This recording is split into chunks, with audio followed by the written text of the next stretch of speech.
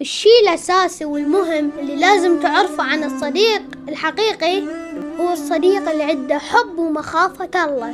لو أقولكم شيء وش تحسبوها حسبوها. الصديق اللي ما يندل وما يعرف طريق الله فلسين ما يسوى.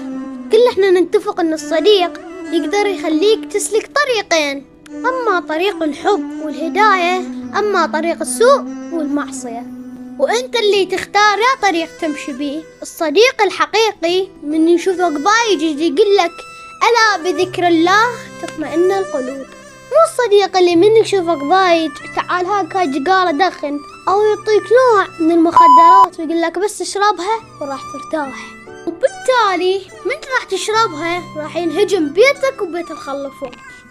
الصديق الحقيقي من يتمرض واحد من عائلتك تلقاه نايم بالمستشفى قبلك. الصديق الحقيقي هو اللي مدك ايده من تحثر امام الناس، مو الصديق اللي من تحثر امام الناس يظل يحشش عليك حتى في سبيل يضحكون عليك الناس. اعرف شلون تختار صاحبك. شلون اختار صاحبي؟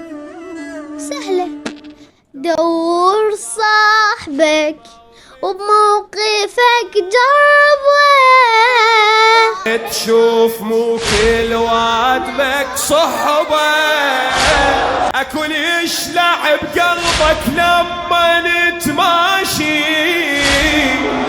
وكل عينك هو اللي يشلع بقلبك.